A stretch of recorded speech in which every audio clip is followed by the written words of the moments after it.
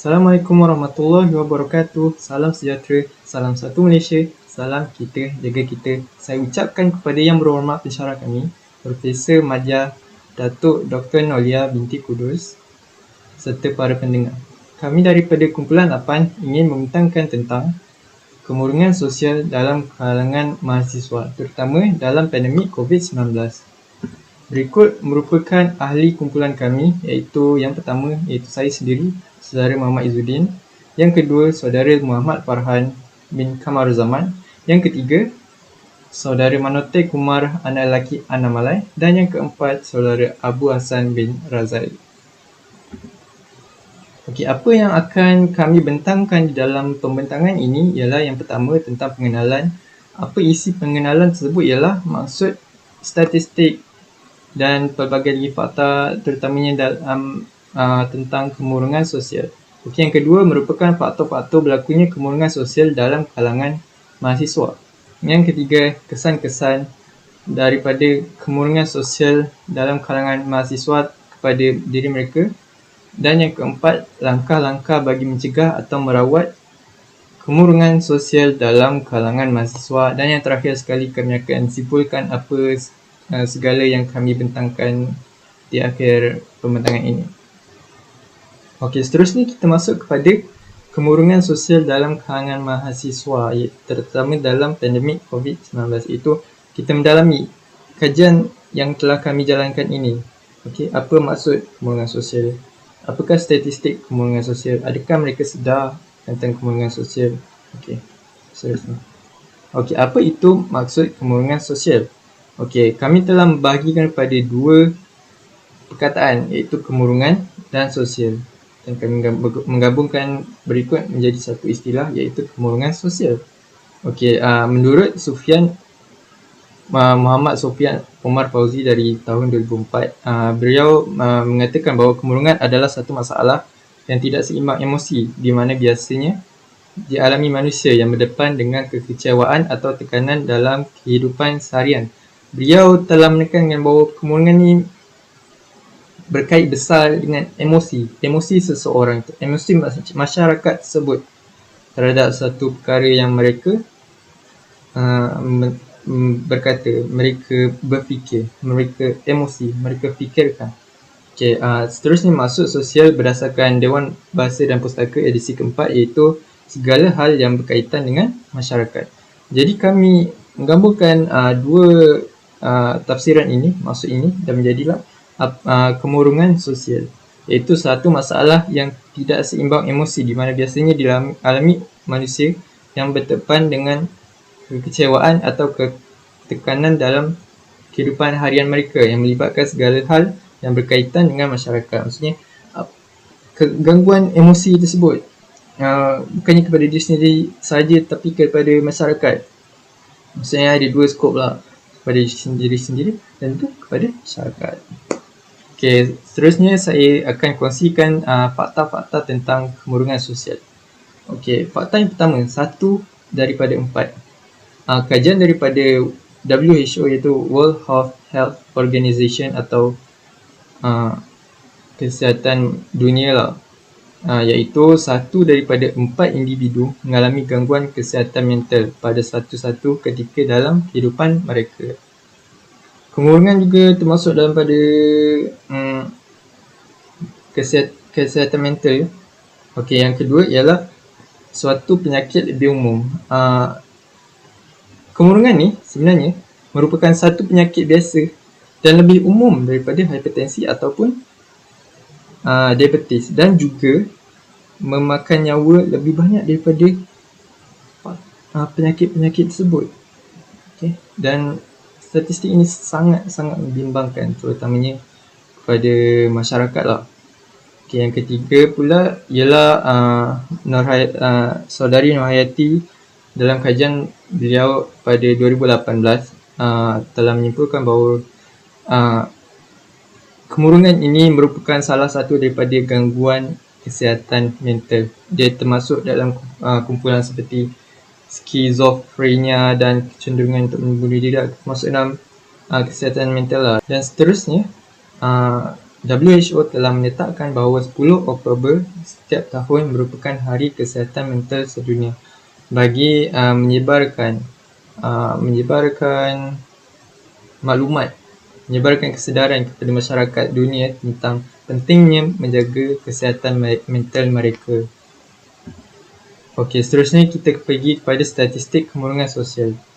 Okey, berikut merupakan hasil daripada soal selidik kami telah jalankan. Okey, soalan pertama kami telah menanyakan apakah tahun pengajian bagi responden soal selidik tersebut, dan kami mendapati sebahagian besar mereka merupakan separuh daripada mereka merupakan pelajar tahun ketiga, iaitu rakan-rakan kami sendiri. Dan seterusnya merupakan pelajar tahun 4, pelajar tahun 2 dan juga pelajar tahun 1. Jadi daripada mereka ialah pelajar tahun 5. Okey, hasil daripada soal selidik tersebut kami menanyakan kepada responden sama ada adakah anda pernah mengalami kemurungan dan kesedihan secara tiba-tiba atau bersebab sepanjang pandemik ini, dan 60% daripada mereka menjawab ya dan 40% daripada mereka menjawab tidak. Hasil soal selidik tersebut telah menyimpulkan bahawa 3 daripada 5 orang pernah mengalami kemurungan sosial dalam kalangan mahasiswa dalam pandemik COVID-19, iaitu selama 9 bulan. Kita telah mula pandemik ni telah mula daripada bulan 3 hari tu, dan sekarang dah bulan 11, iaitu 9 bulan tempoh pandemik telah berlaku, dan juga menyimpulkan bahawa 60% daripada mereka telah mengalami kemurungan sepanjang COVID-19 ini. Statistik ini menyimpulkan bahawa nilai tersebut sangat-sangat merisaukan. Okey, kita sambung kepada pembentang seterusnya, iaitu saudara Abu. Assalamualaikum warahmatullahi wabarakatuh dan salam sejahtera. Saya Abu Hassan bin Razali akan meneruskan pembentangan ini. Tahap pemahaman pelajar tentang kemurungan dalam pandemik. Okey, berdasarkan kajian yang telah dibuat, terdapat 40 orang telah merespon daripada Google Form kita orang dan mengatakan bahawa diorang itu tahu apa itu kemurungan dalam kalangan mahasiswa di IPTA ini. Menurut diorang, mahasiswa-mahasiswa dari IPTA ni banyak yang mengalami kemurungan sampai ada yang sanggup bunuh diri apa semua. Okay. Kita teruskan kepada faktor-faktor kemurungan. Faktor yang pertama ialah daripada keluarga, iaitu sejarah ataupun genetik. Dan kalau daripada sejarah ni ialah diorang ni daripada silah-silah family sendiri. Ada yang berlaku perceraian, ada yang berlaku pergaduhan, ada yang berlaku penggangguan seksual daripada adik-beradik sendiri ataupun mak tiri ataupun ayah tiri ataupun adik-beradik tiri sendiri pun. Kadang-kadang mereka ni menjadi kemurungan apabila mak ayah diorang bercerai, tapi bila nak duduk dengan seorang pihak dia tak menjadi, tidak boleh bergaduh di situ, ataupun mak bapak diorang bergaduh di rumah, asyik bergaduh. Yang selainnya ialah penggangguan seksual. Penggangguan seksual ni adalah apabila adik-beradik sendiri tidak menjaga kita, tidak melindungi kita, diorang akan jadi kemurungan. Diorang akan menganggap kita ni, kenapa diorang ni macam tu, kenapa diorang ni hidup diorang jadi macam tu. Okey. Seterusnya ialah diri sendiri. Diri sendiri ni apabila gaya hidup kita ialah ingin mengikut gaya hidup orang lain, sedangkan kita pun tidak berkemampuan, maksudnya ataupun kita ni kurang keyakinan murung kita apabila kita melihat kawan kita memakai pakaian yang cantik-cantik ataupun pakaian yang berjenama. Kita ni akan jadi murung apabila melihat mereka. Mereka akan membanding-bandingkan dan kita akan jadi, mahasiswa ni akan jadi murung. Dan kedua ialah kekurangan nutrisi. Kekurangan nutrisi ni adalah apabila kita tidak memakan makanan yang sihat ataupun yang seimbang. Bagi mahasiswa mungkinlah mereka akan memakan Maggi sebab untuk melakukan penjimatan wang. Tetapi mahasiswa-mahasiswa tidak tahu yang bahawa Maggi tu akan mengakibatkan kita kurang nutrisi. Yang ketiga, kepersekitaran, kesedihan ataupun kehilangan. Kesedihan ni ialah apabila kita mempercayai kawan sendiri ataupun kawan karib sendirilah, tapi diorang tidak dia orang membelakangkan kita. Dan kehilangan ni pula apabila kita kehilangan sesuatu yang kita cintai ataupun kita sayangi. Okey, yang keempat, lain-lain ni ialah seperti masalah kewangan. Dalam mahasiswa-mahasiswa IPTA ni, masalah kewangan ni adalah satu faktor yang amat besar sebab ialah mahasiswa tidak bekerja dan tetapi dia orang mengeluarkan duit seperti membeli buku, seperti ingin membeli internet. Itu akan menjadi faktor diorang akan kekurangan kewangan, masalah kewangan untuk makan lagi. Sedangkan diorang sudah mempunyai wang tu hanya untuk seminggu makan sahaja, tetapi diorang terpaksa mengalukan duit tu ke tempat lain. Dan seterusnya adalah stres dalam pembelajaran online. Mahasiswa-mahasiswa yang sekarang dalam musim pandemik COVID-19 ni, diorang stres apabila belajar online ni, apabila diorang tidak faham apa yang lecturer-lecturer mengajar. Kadang-kadang ada tu lecturer tu pun tidak memahami diorang apabila masalah internet, jenis laptop yang kata apa, dah 4 tahun 5 tahun pakai, tidak mengikut spek yang sekarang, yang seperti ingin download software-software yang agak berat, tapi laptop diorang tidak menampung. Itu akan menjadi stres untuk diorang apabila untuk membuat pembelajaran tu berjalan dengan lancar. Okay, seterusnya, hasil kajian daripada faktor-faktor kemurungan tu, kebanyakan diorang akan memilih bahagian nombor 2 terakhir, iaitu stres dalam pembelajaran online. Bermaksud mahasiswa-mahasiswa ni kebanyakan diorang stres dalam pembelajaran online tau. So diorang ni tak suka pembelajaran online, diorang lebih suka face to face ataupun pembelajaran macam biasa. Atau yang kedua paling tertinggi ialah stres berlebihan. Stres berlebihan ni ialah apabila situasi diorang sekeliling tidak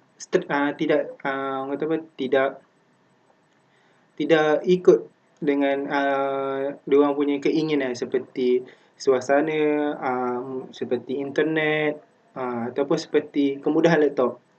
Okay. Yang ketiga yang tertinggi adalah tiada. Maksudnya tiada ni pun diorang ada faktor-faktor yang tiada dalam ni, diorang menyebabkan diorang jadi kemurungan. Bermaksud ada lagi faktor yang selain-lainnya, maksudnya yang kita orang tak tanya diorang. Okay, yang terakhir, kayaknya yang keempat tertinggi, minta maaf, gaya hidup sihat. Gaya hidup sihat ni maksudnya, bukan gaya hidup sihat, gaya hidup ni maksud diorang ni terlalu mengikutkan gaya hidup yang terbaru. Minta maaf, diorang tidak mengikutkan gaya hidup yang diorang berkemampuan diorang. Okay. Salam sejahtera semua. Sekarang saya nak terangkan tentang kesan-kesan kemurungan sosial. Selepas wabak COVID ni, kes-kes kemurungan sosial telah meningkat. Kita perlu uji diri sendiri untuk mengenal pastikan bahawa kita dalam tekanan atau tidak. Untuk mengenal pastikan masalah ini, kami buat satu kajian tentang kesan-kesan kemurungan sosial dengan 40 responden. Outputnya ini.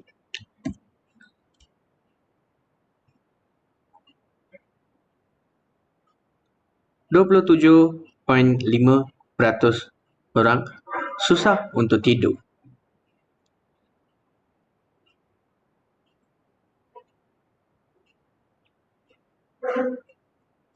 Susah untuk tidur. Masalah ini boleh diringkaskan sebagai insomnia. Masalah ini sering dihadapi oleh kalangan mahasiswa. Masa inilah, masa tidur adalah masa untuk membaharukan kita untuk hari seterusnya. Tetapi kita mengurangkan masa itu akan menjejaskan produktiviti kita pada hari seterusnya. Ia akan membaharukan diri kita, membaharukan otak. Untuk fungsi yang otak, kita kena tidur pada masa yang tertentu. Kesan yang seterusnya, pening kepala, adalah satu masalah yang paling popular dalam kalangan mahasiswa. Kesan sakit kepala adalah ia akan menjejaskan produktiviti seharian. Kita hilang minat untuk meluangkan masa dengan keluarga dan kawan-kawan. Yang lagi teruk, kita akan menjadi sensitif untuk semua perkara. Carilah penyelesaian yang baik untuk mengatasi masalah ini. Kesan yang seterusnya, kepenatan. Kepenatan ini dianggap sebagai kepenatan mental dan fizikal. Ini akan menjejaskan proses pembelajaran kita. Ini akan menjejaskan pemikiran kritikal kita juga. Dan juga hilang minat semangat untuk belajar sesuatu benda yang baru. Biasa, kepenatan menghalang kita daripada menghadapi cabaran. Kesan yang seterusnya, mencederakan diri. Ini dianggap sebagai kesan yang paling serius. Orang mengalami masalah ini tak akan sedar apa dia orang buat pada masanya. Kesan ini adalah satu tanda bahawa anda telah ada dalam zon bahaya. Orang tersebut mungkin menjadi satu ancaman untuk diri sendiri. Kalau kawan anda mengalami masalah ini, jangan membiarkan dia berseorangan.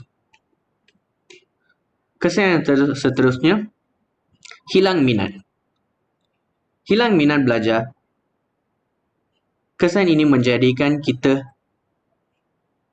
lemah dalam pembelajaran kita. Lepas tu, kita tak akan bersemangat atau berminat untuk belajar sesuatu baru. Kita akan hilang minat untuk belajar adalah satu masalah yang serius, terutama dalam kalangan mahasiswa. Kesan seterusnya, hilang daya tumpuan. Ini juga dianggap sebagai masalah yang paling popular di kalangan mahasiswa. Kalau kamu berada dalam tekanan, kamu tidak boleh berfikir atau tak boleh beri tumpuan ke mana-mana. Kalau kita hilang tumpuan, kita tidak dapat memperoleh ilmu yang sempurna. Mungkin ada banyak info yang penting kita terlepas. Mahasiswa perlulah memberi tumpuan yang penuh untuk mendapatkan ilmu yang sempurna. Kesan yang seterusnya, rasa bersalah. Rasa bersalah juga satu kesan yang membebankan kita. Ini selalu menjadikan kita orang tersebut untuk rasa rendah diri. Kita boleh katakan sebagai ketidakseimbangan emosi. Orang tersebut selalu takut walaupun mereka tidak bersalah. Seseorang yang selalu rasa bersalah akan melanjutkan kehidupannya dalam halusinasi walaupun dia tidak bersalah. Kesan seterusnya, merosakkan diri, adalah kemurangan sosial. Daripada kemurangan sosial. Banyak orang merosakkan diri sendiri dengan tabiat buruk. Seperti kalau orang tersebut terlalu stres, dia nak merokok. Ini juga satu tabiat yang buruk, akan merosakkan diri sendiri, merosakkan maruah orang tersebut dan merosakkan kesihatan seseorang individu. Merosakkan diri sendiri dengan tabiat buruk akan menjejaskan masa depan seseorang mahasiswa. Kesan yang akhir, hilang daya ingatan. Hilang daya ingatan satu kesan yang serius juga. Mereka tidak ingat banyak benda. Ini akan menghapuskan keyakinan seseorang. Mereka akan selalu bergantung pada orang lain. Untuk seorang mahasiswa, daya ingatan adalah satu harta yang bernilai. Kekurangan daya ingatan boleh menyebabkan banyak diskriminasi. Terima kasih. Assalamualaikum dan selamat sejahtera. Tiba pula giliran saya untuk bercerita tentang langkah-langkah bagi mengatasi kemurungan sosial dalam kalangan mahasiswa. Selepas kita dah dapat lihat kesan-kesan ataupun faktor-faktor yang telah mempengaruhi kemurungan sosial dalam kalangan mahasiswa, tiba pula kita untuk mengetahui lebih lanjut tentang untuk langkah-langkah untuk mengatasi kemurungan sosial dalam kalangan mahasiswa. Dalam cara untuk mengatasi masalah kemurungan sosial dalam mahasiswa ini, kita terbahagi kepada dua aspek, iaitu yang pertama kita boleh lihat adalah dari segi mahasiswa itu sendiri. Kita boleh cara untuk mengatasi itu boleh melalui mahasiswa itu sendiri, individu itu sendiri. Dan kemudiannya adalah daripada segi aspek komuniti, iaitu orang sekeliling mahasiswa tersebut. Sebagai contoh, iaitu rakan-rakan yang paling terdekat jika mahasiswa itu berada di asrama ataupun di kolej. Dan kemudiannya adalah pensyarah, dan kemudian orang yang paling terdekat dengan mahasiswa adalah keluarga ataupun ibu bapa. Okey, mari kita lihat kepada aspek mahasiswa itu sendiri, iaitu cara-cara lah untuk kita nak mengatasi masalah kemurungan sosial ni daripada mahasiswa itu sendiri. Okey, yang pertama sekali adalah kita sebagai mahasiswa ni, kita kena mencari hobi yang sesuai. Seperti mana macam contoh di dalam gambar ini, itu adalah kita melakukan aktiviti outdoor seperti macam hiking, ataupun kita boleh jogging, ataupun kita boleh tak kisahlah apa-apa cara sekalipun, yang penting kita kena cari hobi supaya kita ni tak terlampau stres ataupun tak terlampau fokus kepada pembelajaran. Dengan cara kita melakukan aktiviti-aktiviti luar ni, kita akan dapat lihat dunia luar itu sendiri. Tapi dalam masa yang sama, kita perlulah menjaga SOP yang telah diperintahkan oleh kerajaan. Okey, yang kedua adalah kita sebagai mahasiswa hendaklah membahagikan masa dan tugasan yang diberikan. Maksudnya macam jika pensyarah tu telah memberikan kerja-kerja yang patut dibuat dan telah diberikan tarikh untuk kita siapkan. So, kita sebagai mahasiswa tak perlu melengahkan masa dengan membuat benda-benda yang tak berfaedah.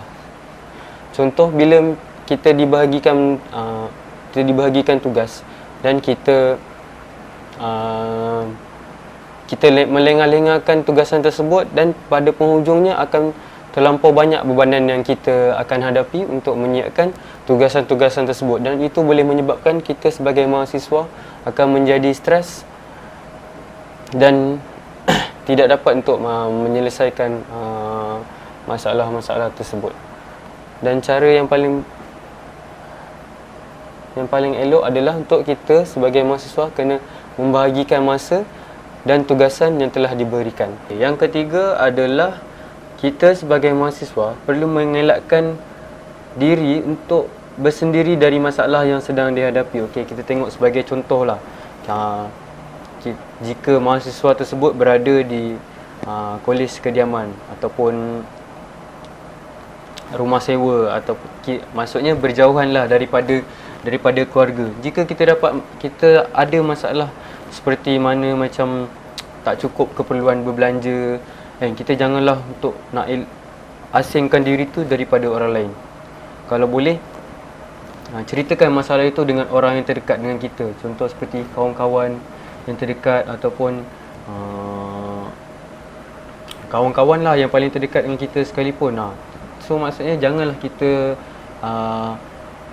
menyendiri sorang-sorang.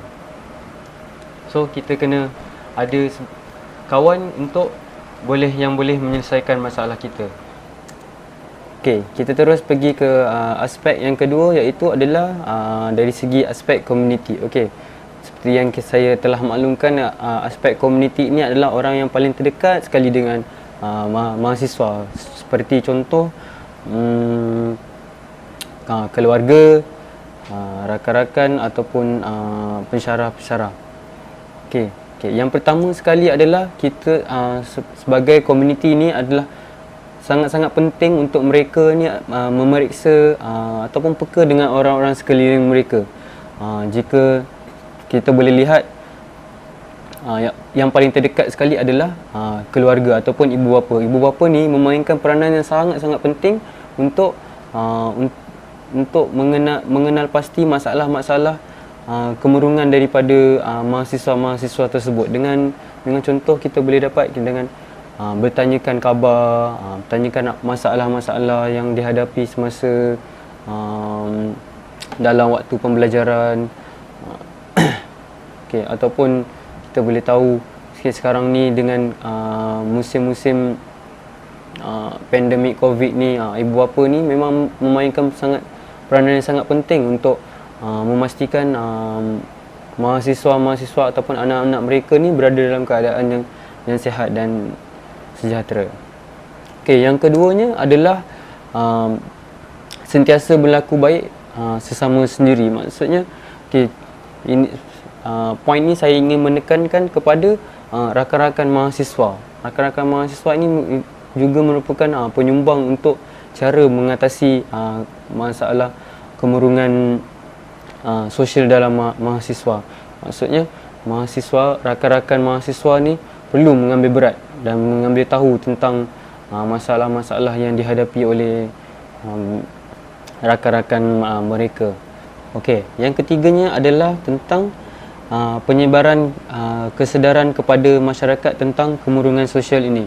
Okay, kita seperti yang kita tahu adalah pentingnya maklumat-maklumat tentang kemurungan sosial ini diberikan kepada seluruh komuniti yang terdekat. Kalau kita tengok sekarang ni, yang penyebaran maklumat ni adalah sangat berleluasa. Dari segi telefon, televisyen ataupun internet. Okey, kita hendaklah peka dengan maklumat-maklumat ataupun kesedaran yang ada dalam internet tersebut. Okey, kesimpulannya, sebagai menjadi seorang mahasiswa, janganlah kita menjadikan wabak pandemik ini sebagai satu punca untuk kita tidak berjaya dalam pembelajaran. Jadikanlah ia sebagai satu cabaran untuk kita berjuang dan berusaha demi membanggakan ibu bapa dan keluarga. Kesimpulannya, kita mungkin ada banyak masalah. Walau bagaimanapun, kita harus ingat masa depan kita dan pengorbanan ibu bapa kita. Berkongsilah masalah anda dengan orang lain. Setiap masalah adalah penyelesaiannya. Terima kasih. Okey, kesimpulannya di sini berdasarkan faktor-faktor dan apa yang semua saya sudah terangkan, kepada mahasiswa-mahasiswi di IPTS ataupun di IPTS Malaysia, silalah ukur di badan sendiri. Jangan ikut orang tetapi ikut keupayaan diri sendiri. Sekian, terima kasih. Okey, kesimpulan daripada pembentangan kami sebentar tadi ialah kita sebagai mahasiswa dan mempunyai rakan-rakan mahasiswa yang lain, haruslah kita bertanya khabar. Kita tanya keadaan diorang, adakah mereka okey ataupun tidak. Kalau tidak okey, kita tolong mereka. Okey, kerana masalah ni kita mendengar je pun boleh merawat mereka sebenarnya. Okey, itu saja daripada kami. Assalamualaikum warahmatullahi wabarakatuh. Kita jaga kita.